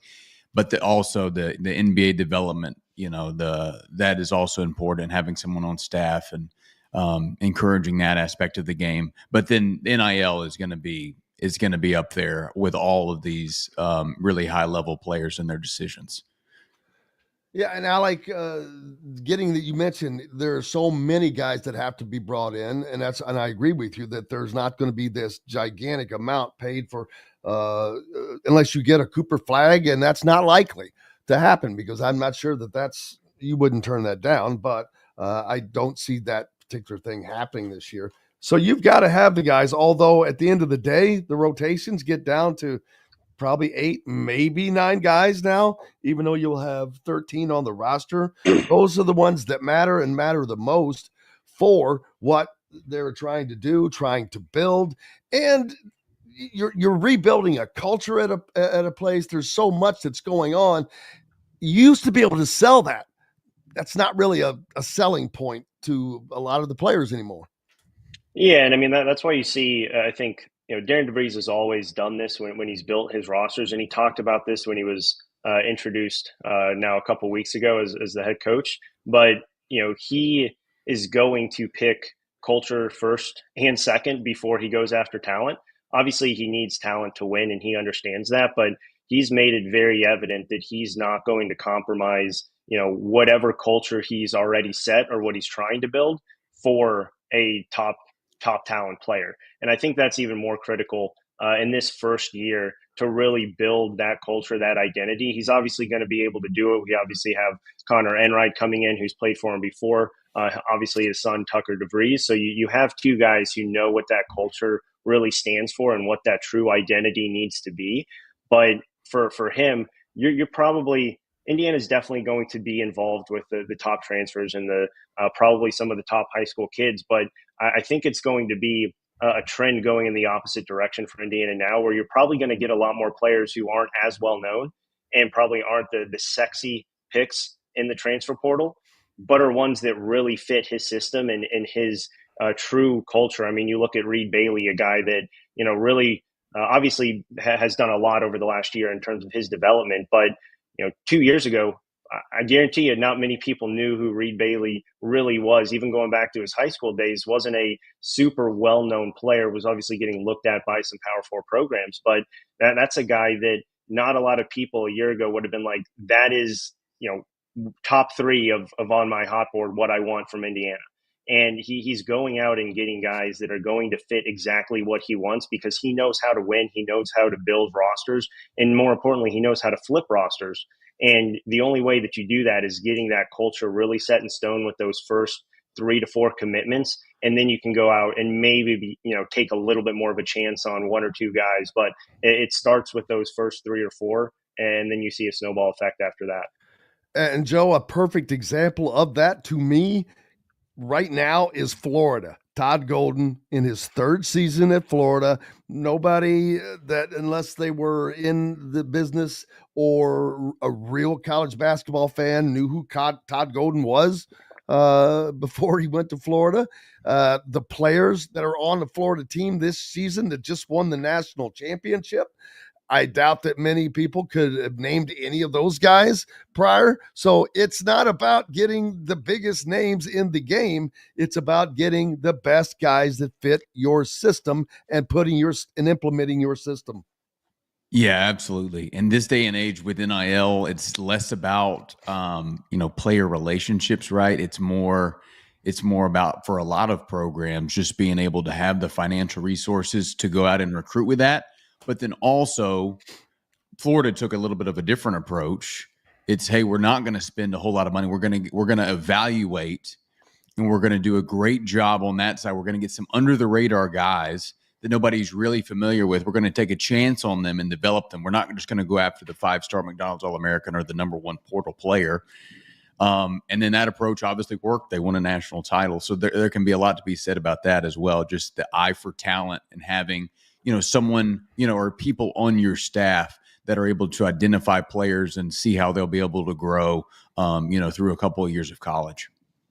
And earlier I talked to Todd Leary, former IU player who's on with us each week, about this GM position at Indiana that has not even been said that it's going to be named, but I am pretty confident that that's coming. I don't know that that's going to come this year, but the importance of that role is immense because recruiting has changed. And I see a lot of the guys that have been named GMs at places are global scouting directors for an NBA team or people of that ilk who have the ability to evaluate talent, who have the ability to be knowledgeable about a lot of talent, how to find talent.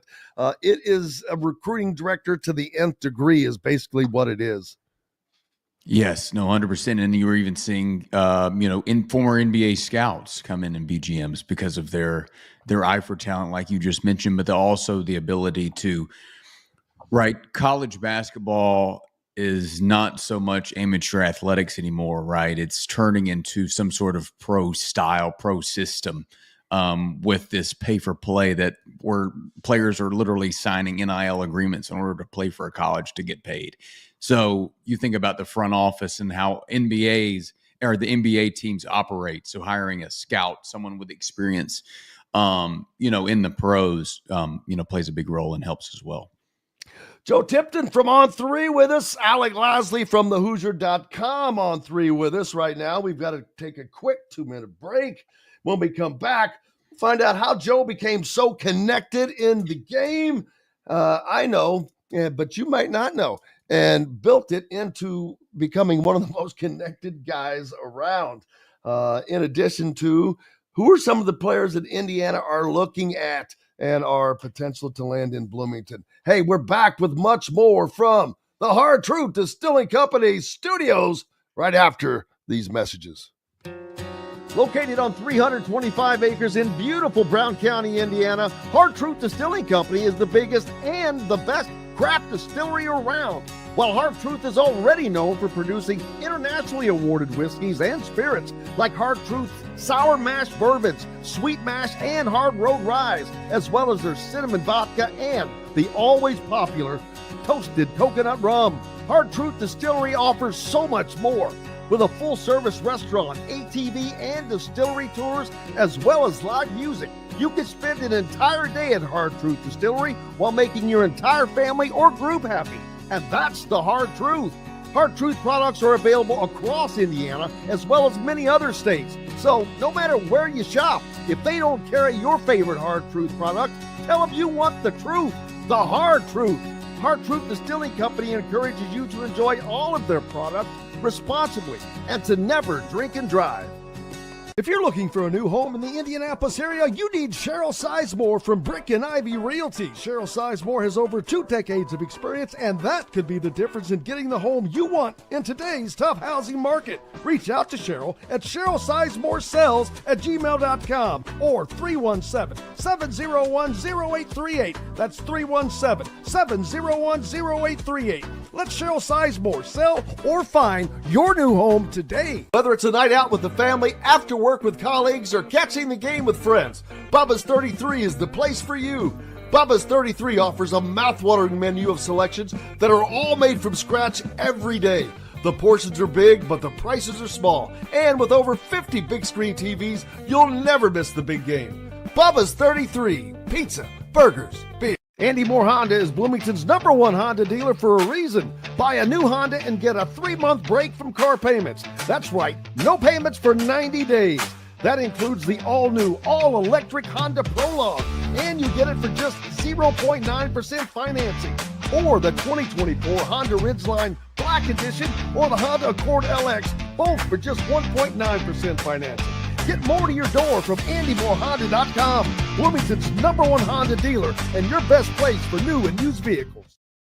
Welcome back to the Hard Truth Distilling Company studios on this Friday. I hope you're ready for a great, fun weekend. We're great because we've got Joe Tipton from On3 with us and Alec Lasley from thehoosier.com On3, a recent merger, which is a match made in heaven for the guys over at Hoosier.com. They're doing a tremendous job, and On3 is the source for all breaking news. If it's not Joe Tipton breaking it, it's somebody else at On3. But Joe, I love how Joe started out by doing edits. And for those of you that don't know what an edit is, it is the thumbnails. It's all these great looking graphics that you see from players that they're artistic and all of that. And parlayed that into these great connections, which was one of the smartest things a human has ever done on planet Earth. And great thinking, because the next thing, he's one of the most connected guys in a big, big business. But did that just happen accidentally? Well, Jim, I appreciate you saying that. That's very kind. In a lot of ways, it was, I kind of stumbled into it, and it was kind of this natural and organic evolvement. Right. I just had a passion for these graphics, a passion for this, photo editing process, and really enjoyed basketball. I'd always been a fan, played a little bit, but was never, really any good to, move on to the college level, and kind of wanted to just do something around the sport itself. And then over the years of making these graphics for these high school players, when they committed to these colleges from around the country, you build up a reputation, and credibility with the player themselves. Also, eventually, they connect you with their high school coaches, which then connect you to their college coaches, right, and so on and so forth. And it's kind of this growing web, if you will. But I love what I do. I'm so thankful and blessed. It doesn't even feel like a job. That's the best part about it. Well, I know that we're thankful for the information, and Alec, someone that Alec gets to lean on as a great resource. And I know, Alec, you've looked at the things that he's done over the last few years, and it's been a huge part of what we all do now. No, absolutely. I mean, he really set the trend and set the baseline for it. And obviously, I mean, you see kind of where that industry's gone over the last handful of years, and it's he really jumped the gate for it and opened up a lot of doors for a lot of other people, which is also amazing to see. But it's always great to lean on Joe for anything and everything from the national limelight. Obviously, he has a lot going on, so anything that he hears is somehow going to affect and impact probably what Indiana's doing in some sort of capacity. Yeah, and that's another reason why, if you're not yet, you need to become a subscriber to the Hoosier.com On3, because they've got a great deal going on, and it's where you're going to get the information. Someone asked me, oh, well, that. I'm like going, they are the source that breaks the news, man. So that's where you should go. Indiana is looking to fill this roster, as we've been talking about. Who are some of the names that may not be on the average person's radar right now, Joe, that Indiana could be kicking the tires on? Well, we mentioned Lamar Wilkerson just a little bit earlier. He's obviously the big name. Indiana fans, if you're online, you probably already know who this kid is. He's going to be on campus first. He averaged 20 points a game. I think he was the 13th leading scorer in all of Division I basketball. He has 1 year of eligibility left due to the JUCO ruling. He played JUCO to start his college career, so he's getting that year back. But he shot almost 45% from three. He's a really good shooter. So he's one. for Indiana fans to keep an eye on. I believe he'll be on campus Saturday. And then he will also be planning to visit Kentucky and Auburn as well. So he's one. And then the other one that I'm tracking is Tayton Connerway from Troy. He's a transfer, Sun Belt Player of the Year. He's originally from Texas, but he averaged 14 and 5 and 5. So another really good player from the mid-major looking to level up. So those are two that I'm keeping my eye on right now. However, the portal does not close for another 11 days on April 22nd. Something that I would recommend is keeping an eye on is probably maybe 2 to 3 days before the portal closes. See which other players go in kind of at the last second, just because the portal's drying up pretty quickly. And any player that goes in within that the last few days is going to become a top priority and probably become a very wealthy man. Just because there's just so few options. Is there at any what point, or is there a point where Indiana fans should become a little nervous about having to, because you've got a roster now that includes 15 players, or could include up to 15 players, and we've seen Kentucky and Louisville and Michigan pretty much fill. Pat Kelsey filled a 13-man roster last year, so it's not that it can't be done. Which is there a point where fans should start to worry a little bit? I don't think I would worry now. I mean, like I said, the portal does not close until April 22nd, but there's still going to be talent available in the portal that are uncommitted. So we'll see them, doing some recruiting even in May. We could also see some of these high school players reclassify and go to college a year early. Indiana might be on some of those. That's, just to help fill out the roster. But I do think that they're going to have the brand, the coaches, the NIL to recruit these high-level players, and they'll be able to fill out their roster. I have no doubt. Alec, you're staying close to the situation, obviously, at the Hoosier.com, which it's kind of a very fluid thing. It's nonstop.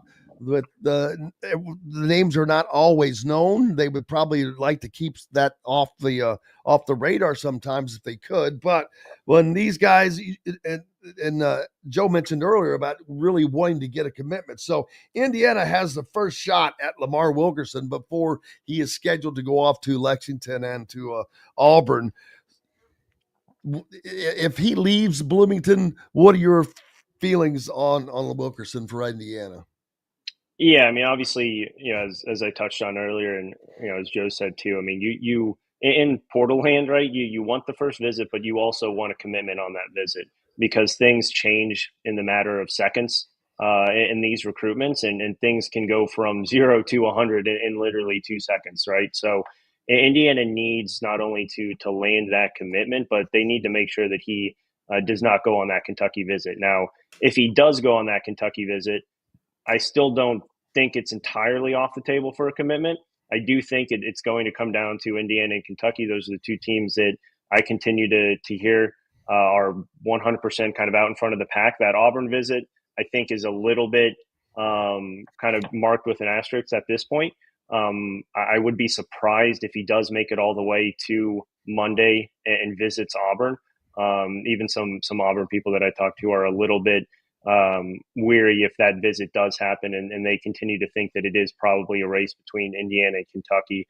You look at what Indiana needs, though. They need a shooter, they need a playmaker with the ball, and they need a scorer.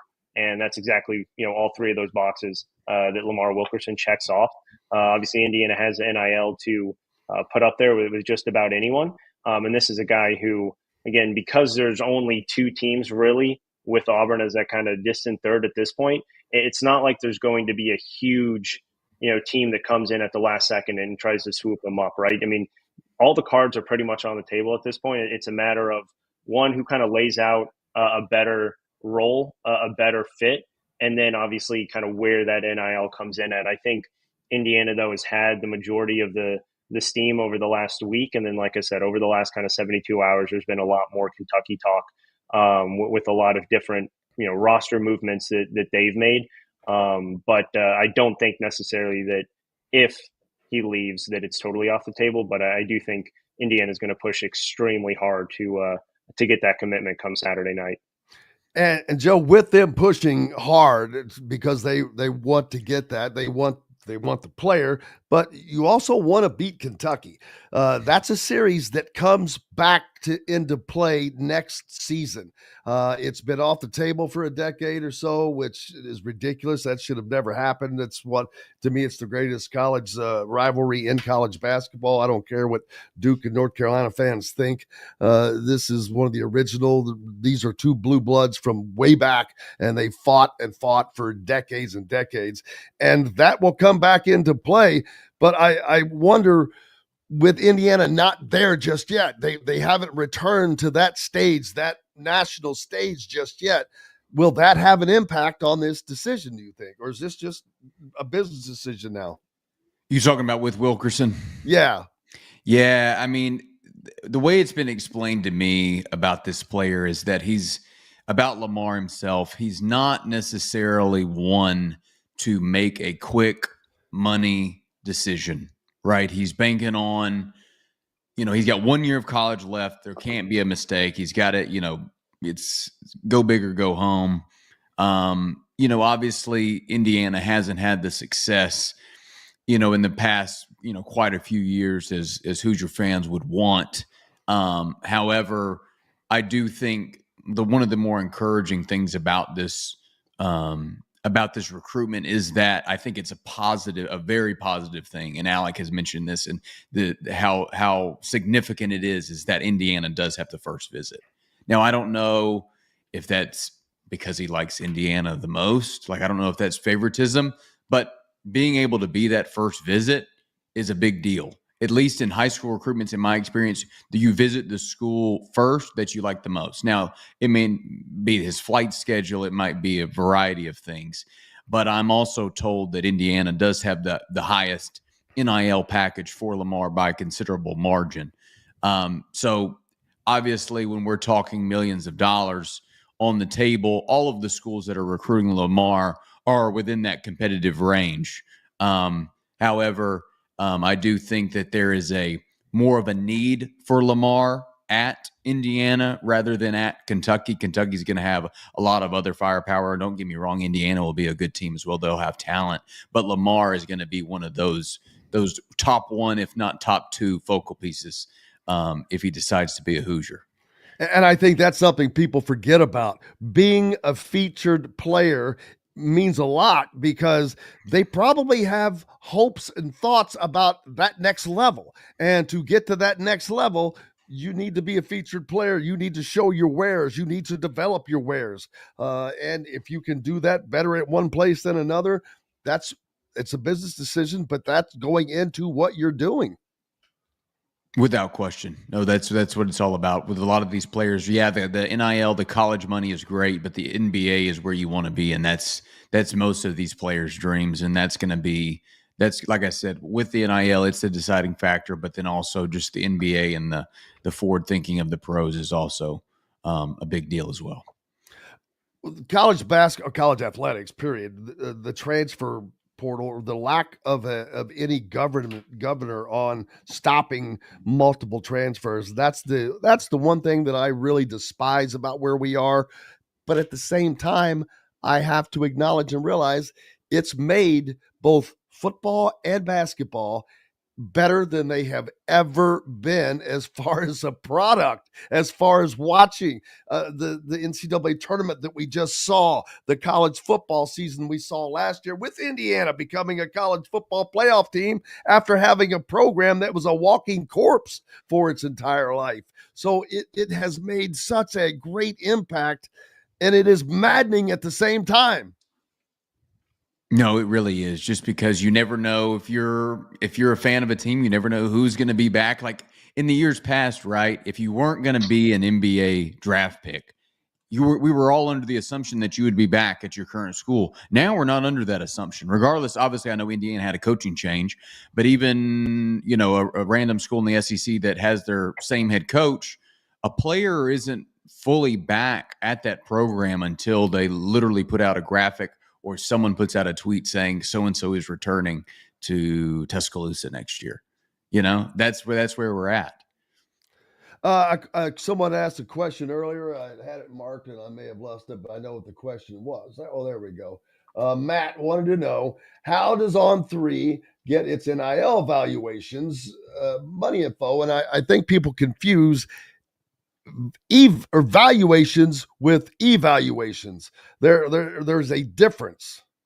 Yes. So what we do is valuations. It's basically an estimate of what a player could make in college. Few factors that go into that. Two specifically is roster value, which is how much you mean to that particular program. The second being your brand value, which is typically your social media following. Those two combine for the NIL valuation. But a lot of it factors in is, what a player has produced in college, and their ranking. Their position is also important. Big men specifically typically get more NIL money in college just because there's not a lot of 7-footers, 6'10" dudes walking around. They're more scarce. So that's kind of what plays a role. But it's really just boils down to kind of their ranking, their talent level, what other players are also getting. Some of these deals, if we've seen recently, are starting to become more and more public, what players are agreeing to in order to sign with a specific college. Out of the portal or even in high school, you'll hear some numbers, and it's typically just message board chatter. But now we're seeing it become kind of more online and public. But that's kind of it's just kind of a combination of it all. But it's very much so an estimate, and it's not saying this player is getting this amount of money to go to that school. What's up next for you, Joe? I know you've got a lot in the pipeline all the time. Well, really just to keep track of these visits. Obviously the dead period's over, and all of like Alec and I have been discussing, these players are going on campus and visiting these schools and keeping track and seeing, which players pop on the visit, which players continue to take more trips. And then I think we're going to have a very, very busy weekend, and Monday and Tuesday, I think there's going to be a lot of these players that come off the board. We'll be looking forward to it. Again, thank you for your time so much, man. I look forward to doing this occasionally again. Love your knowledge and appreciate all that you do. Yeah, appreciate you guys. Thanks so much. I enjoyed it. Thank you, brother. We'll see you again soon. Thanks, Joe Joe. Tipton from On3. Alec Lasley from thehoosier.com. What is coming up next with at the Hoosier, Alec?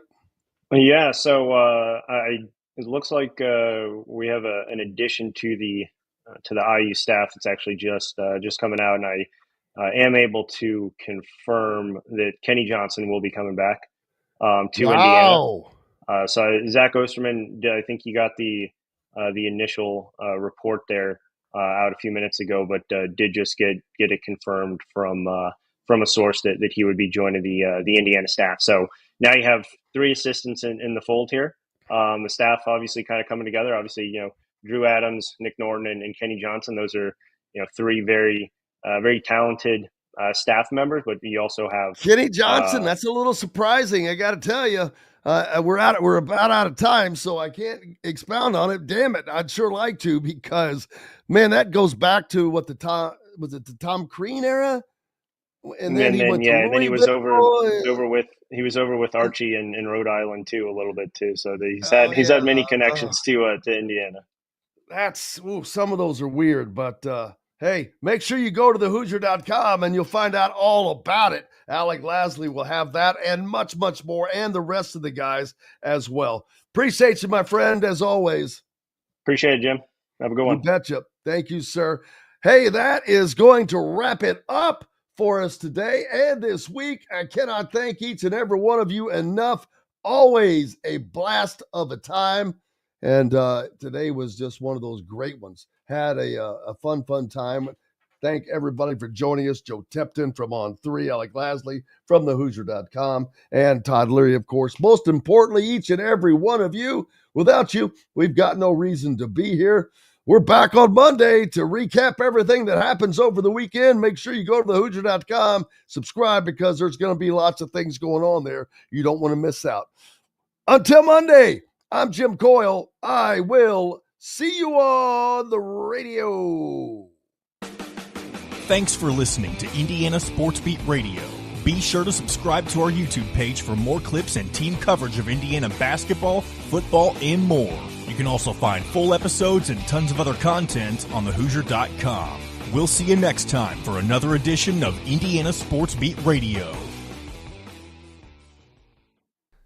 Hello, everyone. Jim Coyle with Indiana Sports Beat Radio. Thank you, as always, for listening to our content. But for more in-depth coverage on the Indiana Hoosiers football, basketball, and recruiting news, go to thehoosier.com on 3. Now with On 3 and great national writers like Ari Wasserman, Andy Staples, and Steve Wiltfong for football. Pete Nakos, Jamie Shaw, and Joe Tipton's constantly breaking stories on the basketball side. And the local coverage from Alec Lasley, Kyler Staley, and Zach Browning. You can catch something new every day at thehoosier.com. Go there, sign up today.